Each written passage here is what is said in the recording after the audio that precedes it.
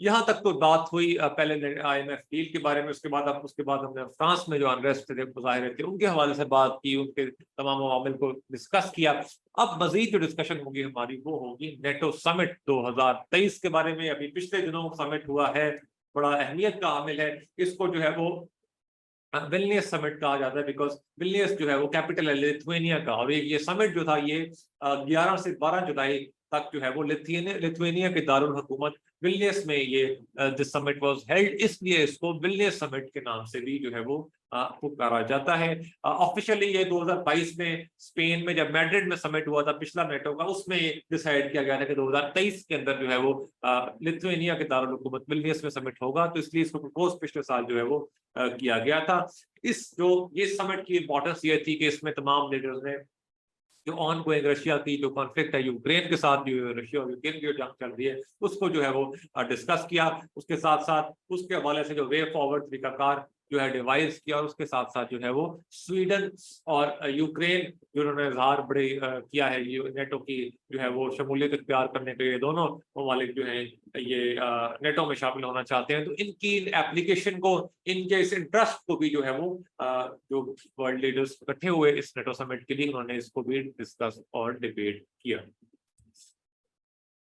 Number one जो इसमें से टेक अवे है, या नंबर वन जो इसमें से हम कह सकते हैं कि जो चीज निकल उभर के सामने आई है, वो फैक्टर ये है कि यूक्रेन को कहा गया है कि वो अब उसको कुछ नई सपोर्ट मिली है, उसको नई सपोर्ट की कुछ कमिटमेंट्स दी गई है कि उसको सपोर्ट डिफरेंट तरीके से की जाएगी। उसके साथ साथ जो है वो नेटो की जो मेंबरशिप का रास्ता भी उसके लिए अब थोड़ा सा क्लियर उसको नजर आ रहा है, उसका एक क्लियर पाथवे डिफाइन किया गया है यूक्रेन के लिए कि उसको नेटो की जो है वो मेंबरशिप तक में ऐसे मिल सकती है। उसके साथ साथ मजीद उसके लिए कुछ कमिटमेंट्स भी जो है वो नेटो ममालिक ने कुछ कमिटमेंट्स जो है वो भी प्लेज की है यूक्रेन के लिए। वो क्या है, आइए उनको डिस्कस करते हैं। ये जब यूक्रेन ने बेसिकली जब इस समिट में शमूलियत अख्तियार की, उससे पहले यूक्रेन जो था वो ऐसे इशारे दे रहा था कि उसको लग रहा था कि इस समिट के अंदर जो है वो उसको नेटो की मेंबरशिप जो है वो दे दी जाएगी, या नेटो की फोल्ड में उसको शामिल कर लिया जाएगा, कोई कंडीशन नहीं रखी जाएगी। ये यूक्रेन का ख्याल था, ये उनका पस मंजर, ये उनकी थिंकिंग, लाइन ऑफ थिंकिंग थी। लेकिन जो है वो यूनाइटेड स्टेट्स में, बिकॉज यूएस का बहुत बड़ा स्टेक है नेटो के अंदर, यूएस एक तरह से लीड करता है नेटो को, तो यूएस ने भी जो है वो इस समिट के अंदर जो है वो एक उम्मीद थी कि नेटो के जो हवाले से, इस हवाले से जो नेटो के ममालिक है वो इस पे एक यूनिफाइड स्टांस लेंगे यूक्रेन की मेंबरशिप के हवाले से, क्योंकि यूएस जो है वो यूक्रेन को सपोर्ट करता है, और रशिया यूक्रेन के कॉन्फ्लिक्ट है, इसमें भी यूएस ने बहुत सपोर्ट किया यूक्रेन को। तो इस हवाले से यूएस का भी एक ये क्लियर लाइन थी कि वो तमाम जो नेटो के समिट के अंदर जो नेटो के ममालिक हैं वो भी इस हवाले से एक क्लियर कट पॉलिसी बनाएंगे यूक्रेन को शामिल करने के हवाले से। ये बैकग्राउंड इस समिट की थी। उसके बाद जो यूनिफाइड मैसेज इस हवाले से जो वो दिया गया वो ये था कि यूक्रेन को उस वक्त जो है वो इनवाइट किया जाएगा, फॉर्मल इनविटेशन यूक्रेन को तब एक्सटेंड किया जाएगा कि जब जो है वो तमाम एलाइज जो है नेटो के ममालिक, तमाम नेटो के मेंबर जो है वो इस पे अग्री कर जाएंगे, और उस हवाले से जो जो कंडीशन वो रखेंगे यूक्रेन के इस शामिल होने के लिए नेटो में, वो तमाम कंडीशन जब मीट हो जाएंगी तो फिर यूक्रेन को फॉर्मली जो है वो नेटो में शामिल कर लिया जाएगा, और उसको इन्वाइट किया जाएगा वो नेटो के अंदर शामिल हो जाए और शमूलियत इख्तियार कर ले। ये भी एक देखना जरूरी है कि इस हवाले से इसमें इस समिट के अंदर ये भी डिसाइड किया गया कि नेटो के हवाले से कि जब नेटो में शमूलियत का जहां तक मामला है, तो यूक्रेन को जो फॉर्मल जो प्रोसीजर्स हैं, हर ऑर्गेनाइजेशन के जो कुछ फॉर्मल रूल्स होते हैं, कुछ प्रोसीजर्स होते हैं जो डिवाइस उस ऑर्गेनाइजेशन ने किए होते हैं, इस तरीकाकार को इख्तियार करके, इस पाथवे को इख्तियार करके, इन प्रोसीजर्स को जो है वो अडॉप्ट करके कोई भी मुल्क जो है वो उस ऑर्गेनाइजेशन में शामिल हो सकता है। तो इसी तरह से नेटो के भी कुछ कंडीशंस हैं, नेटो ने भी कुछ प्रोसीजर्स रखे हुए हैं, कुछ रूल्स बनाए हुए हैं। इन रूल्स को कहते हैं, जो रूल्स इससे हवाले से हैं कि कोई कोई मुल्क कैसे नेटो में शमूलियत इख्तियार कर सकते हैं, उन रूल्स को हम कहते हैं नेटो का मेंबरशिप एक्शन प्लान। सो इस समिट में डिसाइड किया गया कि यूक्रेन को जो है वो इस मेंबरशिप एक्शन प्लान से, MAP से जो है वो मुस्तस्ना करार दिया जाएगा, उसको ये लॉन्ग प्रोसीजर जो है वो अडॉप्ट नहीं करना पड़ेगा, बल्कि जब एलाइज तमाम अग्री कर जाएंगे और तमाम जो उन्होंने कंडीशन रखी है वो मीट कर लेगा यूक्रेन, तो उसको डायरेक्टली जो है वो नेटो का हिस्सा बना लिया जाएगा और यूक्रेन को एक लॉन्ग प्रोसीजर जो है वो रूटीन का प्रोसीजर जो है वो मेंबरशिप एक्शन प्लान उससे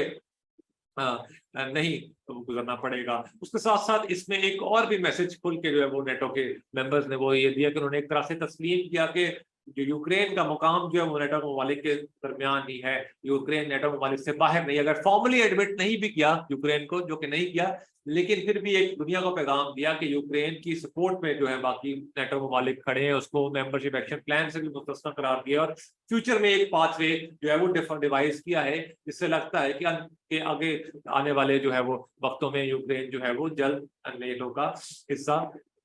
बन जाएगा, बिकॉज यूक्रेन एक नेचुरल अलाय है नेटो का। तो किसी भी आने वाले जो है वो वक्त में जो है वो यूक्रेन नेटो का हिस्सा बन सकता है। उसके साथ साथ जो मजीद कमिटमेंट्स जो दी गई हैं यूक्रेन को, वो कमिटमेंट्स ये हैं कि ये जो ज़ेलेंस्की जो यूक्रेन के सदर हैं, इनको बहुत सारी कमिटमेंट जो है वो दी गई हैं लॉन्ग टर्म सिक्योरिटी अरेंजमेंट के हवाले से कि नेटो के ममालिक जो है वो लॉन्ग टर्म सिक्योरिटी में जो है वो साथ देंगे यूक्रेन को सिक्योरिटी प्रोवाइड करेंगे। इस हवाले से जो है वो यूक्रेन को वेपन्स फराहम करेंगे नेटो के ममालिक, मिलिट्री सपोर्ट फराहम करेंगे नेटो के ममालिक, ताकि मजीद मुस्तकबिल के अंदर अगर रशिया अटैक करे यूक्रेन में तो यूक्रेन अपने आप को डिफेंड करने की पोजिशन में हो। सो अल्टीमेटली यूक्रेन को एक क्लियर डायरेक्शन मिली है, इवन तो मेंबरशिप नहीं मिली नेटो की, बट एक क्लियर पाथवे मिला है, क्लियर डायरेक्शन मिली है, कुछ आसानियां मिली है। उसके साथ साथ जो है वो मजीद कमिटमेंट्स और रिन्यूड सपोर्ट भी यूक्रेन को मिली है उसकी सिक्योरिटी के हवाले से। दूसरा जो की टेक अवे है वो ये है कि स्वीडन भी चूंकि इंटरेस्टेड था नेटो की मेंबरशिप में। पहले तो हमने बात कर ली यूक्रेन मेंबरशिप जो है वो मेंबरशिप एप्लीकेशन ऑफ नेटो के हवाले से पहले बात की गई। अब हम बात करेंगे जो स्वीडन की एप्लीकेशन है, स्वीडन ने भी इंटरेस्ट शो किया है कुछ अरसे से नेटो के अंदर शामिल होने के लिए। तो स्वीडन की जो एप्लीकेशन थी नेटो की, उस हवाले से अब कुछ मजीद बातचीत की जाएगी। तो इसमें तुर्की और हंगरी दोनों ने एग्रीमेंट किया कि वो स्वीडन की जो सेशन टू नेटो है या स्वीडन की मेंबरशिप है उसको वेलकम करेंगे और उसके हवाले से कोई रोड़े नहीं अटकाएंगे, उसमें कुछ रुकावटें पैदा नहीं करेंगे। तुर्की और हंगरी दोनों ने कहा कि वो सपोर्ट करेंगे स्वीडन की मेंबरशिप बिड को, जिससे शो होता है कि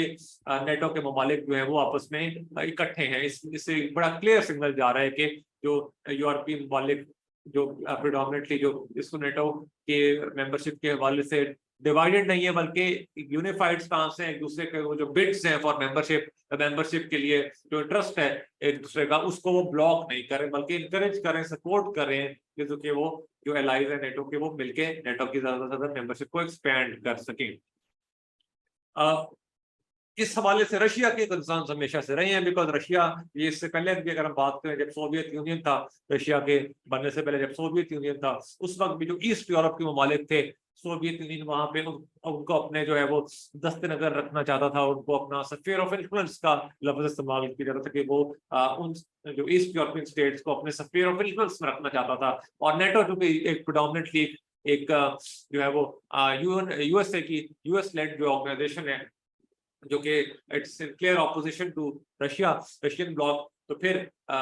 रशिया या उससे पहले सोवियत यूनियन भी हमेशा से नहीं कभी भी नहीं चाहता रहा कि जो ईस्ट यूरोप की जो स्टेट्स हैं जो फॉर्मर सोवियत यूनियन जो प्रेजेंट है रशिया के पास जो ईस्ट यूरोप की स्टेट्स हैं, कभी भी रशिया नहीं चाहता कि वो स्टेट्स जो हैं वो नेटो के अम्ब्रेला में जाएं, या क्योंकि अगर वो नेटो के अम्ब्रेला में जाएंगी तो फिर ऑफ कोर्स वो यूएस के इन्फ्लुएंस में चली जाएंगी। तो पुतिन ने हमेशा इस पे अपनी ऑपोजिशन शो की है जो रशिया का सदर है, और रशिया ने भी हमेशा इस पे ऑपोजिशन शो किया है कि ईस्ट यूरोपियन की जो स्टेट्स हैं वो नेटो के जो है वो अम्ब्रेला में जाए या नेटो के होल्ड में जाए। उस पे रशिया की हमेशा से जो रिजर्वेशन जो है वो शो की है। और इसके हवाले से जो है कॉजस बेली यानी कि एक रीजन या कॉज ऑफ वॉर जो रशिया और यूक्रेन की ये भी रहा है कि यूक्रेन जो था वो बहुत ज्यादा जो है वो यूएस के कैंप यानी कि नेटो के करीब होना चाह रहा था, और वो नेटो की मेंबरशिप का भी इजहार वो प्यार करने के लिए मुतमन्नी था। इसी वजह से ये भी एक जो रशिया और यूक्रेन की जो जंग है उसका एक ये भी वजह है कि रशिया नहीं चाहता था कि उसके आसपास जो ईस्ट यूरोपियन ममालिक हैं वो नेटो के मेंबर बने, यूएस के क्लोज हों। तो यूक्रेन ने जब इजहार किया नेटो की मेंबरशिप इख्तियार करने का, तो फिर रशिया ने उस पर एक ये भी that was one cause of Russia's invasion of Ukraine. अगर इसको प्योर मिलिट्री टर्म्स में देखा जाए तो फिर क्रेमलिन एक रशिया के हवाले से वर्ड इस्तेमाल किया जाता है, रशिया मॉस्को के अंदर है क्रेमलिन, तो इसका मतलब ये है कि रशिया के लिए कोई इतना बड़ा सरप्राइज नहीं है स्वीडन का जो इजहार है ख्वाहिश का कि वो नेटो को शामिल करना चाहता है, बिकॉज स्वीडन हमेशा से एक तरह से एलाय रहा है नेटो का। वो मिलके स्वीडन ने हमेशा से जो है वो नेटो के साथ एक्सरसाइजेस, मिलिट्री एक्सरसाइजेस भी जो है वो की है। तो इस हवाले से कोई इतना बड़ा जो है वो रशिया के लिए कोई सरप्राइज नहीं है, because Sweden is always been close to NATO and Sweden has been doing military exercises with NATO countries as well, और स्वीडन हमेशा से जो है वो नेटो के एलाइज के ब्लॉक के करीब रहा है। अब रिसेंट डेवलपमेंट्स इसमें टर्की के हवाले से ये है कि एर्दोगान साहब जो है रशिया जो टर्की के प्रेसिडेंट हैं, उन्होंने भी अब जो माजी करीब के अंदर जो है वो रशिया या पुतिन से दूरी के हवाले से कुछ सिग्नल्स दिए कि टर्की जो है वो दूर हो रहा है रशिया से, और वो भी जो नेटो के करीब होने की कोशिश कर रहा है, नेटो के एलाइज के जो है वो करीब होने की कोशिश कर रहा है। फिर इस हवाले से भी ये समिट इसलिए इम्पोर्टेंट था बिकॉज एर्दोगान ने जो है वो अब अपनी ऑपोजिशन भी जो है वो हटा ली है, यानी कि उन्होंने अब कोई स्वीडन की जो बिड है और मेंबरशिप ऑफ नेटो उसको भी अपोज नहीं किया। पहले किसी जमाने में ये जो है वो अपोज कर रहे थे स्वीडन की एंट्री जो है वो नेटो के अंदर, ये रशिया के इन्फ्लुएंस के अंदर ये अपोज कर रहे थे कि नेटो की एक्सपेंशन नहीं होनी चाहिए, उसमें मजीद ममालिक को नहीं आना चाहिए यूरोप के, जैसे कि स्वीडन था। तो उन्होंने एक मरहले पे स्वीडन की एंट्री को अपोज भी किया था, लेकिन अब इन्होंने रिसेंटली जो ऐसे साइंस दिए हैं कि वो रशिया से दूर हो रहे हैं एर्दोगान साहब, और वो स्वीडन की मेंबरशिप को उन्होंने इसी हवाले से सपोर्ट भी किया है नेटो की मेंबरशिप को। और उसके साथ साथ जो है वो मजीद जो है वो किया जा रहा है कि पुतिन इस हवाले से जो है वो बड़ी बेचैनी में पाई जा रही है, बिकॉज उनके टर्की भी उनसे दूर हो रहा है। यूक्रेन को भी मजीद जो है इस समिट के अंदर जो है वो सपोर्ट प्रोवाइड की गई, मिलिट्री पॉलिटिकल सपोर्ट उसको दी गई है, उसके लिए पाथवे टू नेटो मेंबरशिप भी जो है वो एक मजीद क्लियर डिफाइन किया गया है। और अब टर्की जो पहले रशिया की वजह से अपोज कर रहा था स्वीडन की मेंबरशिप को ऑफ नेटो, उसने भी अब ऑपोजिशन हटा लिया और वो स्वीडन की मेंबरशिप को सपोर्ट कर रहा है, स्वीडन मेंबरशिप ऑफ नेटो। उसका मतलब है कि टर्की और स्वीडन ये आपस में करीब आ रहे हैं, नेटो के तमाम जो एलाइज हैं आपस में उनमें यूनिटी पैदा हो रही है, तो ये रशिया के लिए जो है वो ऑफ कोर्स ये अलार्मिंग बात है। इसीलिए पुतिन के अंदर काफी ज्यादा जो है वो इस हवाले से एक बेचैनी पाई जा रही है। ज़ेलेंस्की ने ऑफ कोर्स इसमें एक और भी एक साइन है कि ज़ेलेंस्की जो यूक्रेन के सदर हैं, उन्होंने जो है वो बहुत एक विजिट किया था टर्की का कुछ अर्सा पहले, समिट से पहले कुछ ही दिन पहले की बात है, 8 जुलाई को। और टर्की ने जो 5 यूक्रेन के जो ऐसे कमांडर्स जो थे जो कि जंग में बहुत एक्टिव थे, रशिया और यूक्रेन जंग में बहुत एक्टिव यूक्रेन की तरफ से पार्टिसिपेट कर रहे थे, उन्होंने रशिया की जो थी वो इस इन्वेजन को बहुत हद तक रोके रखा था, इसने यूक्रेन के दिफा में बहुत पेश थे। वो 5 लोग जो थे वो टर्की में जो थे वो मौजूद थे और वहां पे कैद थे। तो जब कुछ 8 तारीख को जब दौरा किया ज़ेलेंस्की ने, जो यूक्रेन के सदर हैं, उन्होंने टर्की का दौरा किया, तो टर्की ने उन 5 यूक्रेनियन मिलिट्री कमांडर्स को रिलीज भी कर दिया और वो यूक्रेन के हवाले भी कर दिया। इससे जो है वो यूक्रेन को एक बूस्ट मिला और जो उसकी यूक्रेन रशिया के साथ जंग है उसमें यूक्रेन को तक़वियत मिली। और उस पर भी जो है वो रशिया ने बहुत ज्यादा कंसर्न का इजहार किया कि रशिया नहीं चाहता था कि टर्की जो है वो यूक्रेन के मिलिट्री कमांडर्स को रिहा करे, लेकिन टर्की ने इनको रिहा किया और यूक्रेन को तक़वियत पहुंची। इससे भी जो है वो नेटो के एलाइज के अंदर एक खुशी की लहर दौड़ी और ये टर्की की नेटो के करीब ज्यादा जो है वो होने का एक सबूत इस चीज से मिला। फिर एक लास्ट ईयर जो है वो एक अग्रीमेंट किया गया था यूक्रेन की ग्रेन एक्सपोर्ट्स के हवाले से, क्योंकि एक जंग चल रही थी रशिया और यूक्रेन की, तो यूक्रेन को बहुत ज्यादा माशी चैलेंजेस का सामना था। तो इस हवाले से एक अग्रीमेंट किया गया था टर्की के साथ, जो टर्की ने अग्रीमेंट ब्रोकर करने में बहुत ज्यादा मदद दी थी, जिसके तहत जो है वो यूक्रेन की जो ग्रेन एक्सपोर्ट्स यानी कि अनाज की जो है वो खाने पीने की चीजों की जो फूड ग्रेन्स की फूड एक्सपोर्ट है वो ब्लैक सी के थ्रू टर्की ने जो उसको अलाउ करवाने के लिए एग्रीमेंट करवाया, ताकि जो है वो यूक्रेन जो है वो दूसरे ममालिक के साथ उसका राब्ता कट ऑफ ना हो और वो तजारत कर सके और वो अपनी अशिया को बाहर एक्सपोर्ट कर सके और अपनी इकोनॉमी को जो है वो इस हवाले से एक बूस्ट दे सके, जो कि ऑलरेडी जंग की वजह से क्योंकि बहुत ज्यादा अंडर प्रेशर में थी। रशिया ने जो है वो इवन रशिया चाह रहा था कि ये एग्रीमेंट, इसकी एक लिमिट थी वो एक्सपायर होने वाला था, रशिया चाह रहा था कि एग्रीमेंट रिन्यू ना किया जाए, बट जो है वो टर्की ने ये बात दोबारा क्लियर सिग्नल दिया कि टर्की जो है वो इस एग्रीमेंट को इन प्लेस रखने की कोशिश करेगा, जिसके तहत जो है वो यूक्रेन की ग्रेन एक्सपोर्ट्स ब्लैक सी के थ्रू दूसरे ममालिक में होती रहेंगी, जिससे यूक्रेन की इकोनॉमी को एक सपोर्ट मिले। तो ये भी एक जो है वो शो हो रहा है कि रशिया और टर्की के अंदर जो है वो डिवीजन्स बहुत सारी सामने आती जा रही हैं। पहले जो है वो टर्की ने यूक्रेन के मिलिट्री कमांडर्स को रिहा किया जो रशिया नहीं चाहता, उस पर बहुत ज्यादा बरहमी का इजहार किया। फिर टर्की जो अब ये एग्रीमेंट जो है यूक्रेन का, जिसके तहत यूक्रेन अपनी ग्रेन एक्सपोर्ट्स को ब्लैक सी के थ्रू दूसरे ममालिक को एक्सपोर्ट कर सकेगा, ये एग्रीमेंट खत्म होने के बाद रशिया चाहता कि एग्रीमेंट रिन्यू ना हो, लेकिन टर्की ने फिर इसमें इजहार किया कि एग्रीमेंट जो है वो रिन्यू करवाएगा। ये भी दोबारा एक रशिया के लिए बहुत पॉइंट ऑफ कंसर्न है। उसके साथ साथ स्वीडन जो कि एलाय था नेटो के ममालिक और नेटो की शमूलियत अख्तियार करना चाह रहा था, उसके हवाले से भी पहले टर्की अपोज कर रहा था, उसको टर्की ने अपोजिशन हटा ली और टर्की उसको सपोर्ट कर रहा है स्वीडन की मेंबरशिप को ऑफ नेटो, जो अगेन रशिया के लिए एक बहुत बड़ा पॉइंट ऑफ कंसर्न है। तो ये तमाम चीजें जो है वो इस सिनेरियो से जो है वो सामने आई हैं। इस नेटो जो समिट था इसके ये कुछ जो है वो कॉन्सिक्वेंसेस हैं।